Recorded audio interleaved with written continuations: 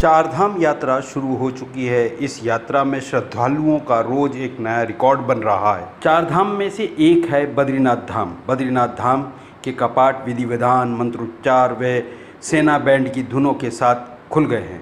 अलकनंदा नदी के किनारे बसे चमोली जिले में गढ़वाल पहाड़ी ट्रैक में स्थित बद्रीनाथ मंदिर भगवान विष्णु का है। चारधाम यात्रा में आम श्रद्धालु के साथ संत, महात्मा और सिद्ध पुरुष भी भगवान विष्णु के दर्शनार्थ हेतु बद्रीनाथ धाम पहुंच रहे हैं।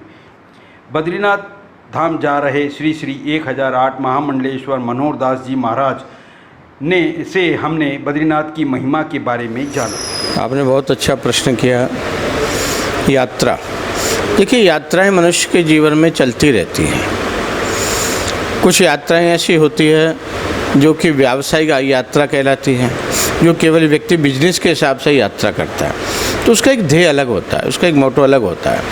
कुछ लोग ऐसे होते हैं कि जो केवल घूमने के लिए जाते हैं, तो पिकनिक के हिसाब से जाते हैं, तो उनका एक ध्येय एक अलग होता है। उस ध्येय के हिसाब से उनकी सारी व्यवस्थाएं होती है। और एक कुछ मूल जो यात्रा होती है वो होती है धार्मिक यात्रा, जो कि धर्म के माध्यम से की गई यात्रा हमारे जीवन को कल्याणकारी प्रदान करती है, कल्याण को देने वाली होती है।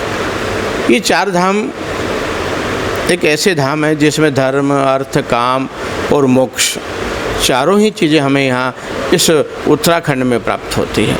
हमारे ऋषि मुनि भी कहा करते हैं कि यदि जीवन में किसी चीज़ का उत्तर चाहिए आपको, तो आपको उत्तराखंड में सब प्रश्नों का उत्तर मिलेगा।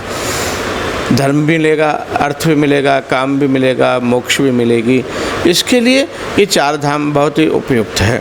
जिसमें से बद्रीनाथ धाम की हम बात करें तो भगवान बादरायण जो है, भगवान नारायण, ये मनुष्य के जीवन के लिए कल्याणकारी है। यहाँ भक्ति होती है, यहाँ ध्यान होता है, यहाँ साधना होती है। भगवान नारायण का जो जीवन है वो भी इसी प्रकार से है। जैसे द्वारका में तो भगवान उठते हैं, गंगा सागर में जाकर के स्नान करते हैं पुरी में, और जगन्नाथ में जाकर के प्रसाद पाते हैं। और ध्यान साधना की जब बात आती है तो वह बद्रीनाथ में आकर के ध्यान और साधना किया करते हैं। इसलिए हमें मनुष्य को जीवन में यदि कुछ प्राप्त करना है तो भगवान बद्रीनाथ के दर्शन करें यहाँ और ध्यान साधना करें।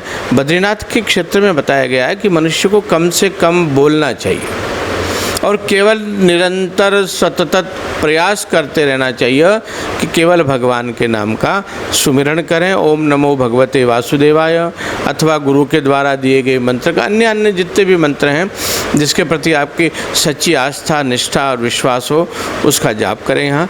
अच्छा, वास्तव में यहाँ आप देखेंगे ना, सारे वृक्ष हैं, पर्वत है, इनकी श्रृंखलाएँ हैं, ये सब ऋषि मुनि है। ये सब अनादिकाल से, कल्प कल्पांतरों से, युग युगांतरों से ये सब ऋषि यहाँ तपस्या करते आ रहे हैं। इनका दर्शन आज आप हमको वृक्षों के रूप में मिलता है, पाषाण प्रस्तर के रूप में मिलता है, नदियों के रूप में मिलता है। ये हमारे जीवन के लिए बहुत कल्याणकारी है। मैं मेरा निजी अनुभव बताता हूँ आपको कि मैं यहाँ पिछले 40 साल से निरंतर भगवान बद्रीनाथ के दर्शन करने के लिए आता हूँ।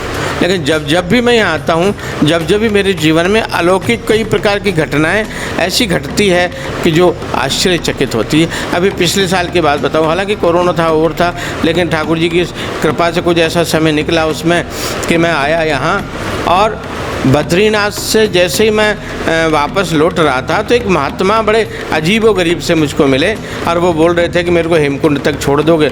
मैंने कहा, महात्मा बैठिए, आप तो बड़े कृपा पर हैं, हम अपने आप को धन्य समझते हैं। वो हमारे साथ बैठे और बैठने के बाद में आप ये देखिएगा कि ऐसी ऐसी विचित्र बातें उन्होंने हमारे जीवन के बारे में, जो मेरे साथ और एक दो महात्मा थे उनके बारे में बहुत सारी बातें बताई उन्होंने जीवन की जो अब तक घट चुकी थी और आगे के बारे में बहुत बताई, और कहा कि बेटा हम बहुत जानते हैं, तुम्हारे पर भगवान की कृपा है। ऐसा कहकर कुछ दूर जाकर के ही वो रुक गए, उतरने के पश्चात जैसे पहाड़ों के अंदर नीचे गंगा की तरफ गए, कुछ देर के बाद में वो अंतर ध्यान हो गए, समझ में नहीं आया। ऐसे महापुरुष विचरण करते रहते हैं। केवल सच्ची आस्था और सच्चा विश्वास भगवान के प्रति आप रखेंगे तो भगवान यहाँ है। संतन के संग लागरे तेरी अच्छी बनेगी। एक बहुत अच्छी बात है, आप किसी के साथ भी रहें, कोई ज़रूरी नहीं है कि अच्छा बने। व्यापारी के साथ रहेंगे, व्यापार करना सिखा देगा। जुआरी के साथ रहेंगे, जुआ खेलना सिखा देगा। शराबी के साथ रहेंगे, शराब पीना सिखा देगा। लेकिन जीवन में यदि कल्याण करना चाहते हैं अपने जीवन का, इस कलयुग में जिस उद्देश्य से आप आए हैं, बड़े भाग मानुष तनु पावा, इस युग में आकर के आपने मनुष्य देह प्राप्त करी है।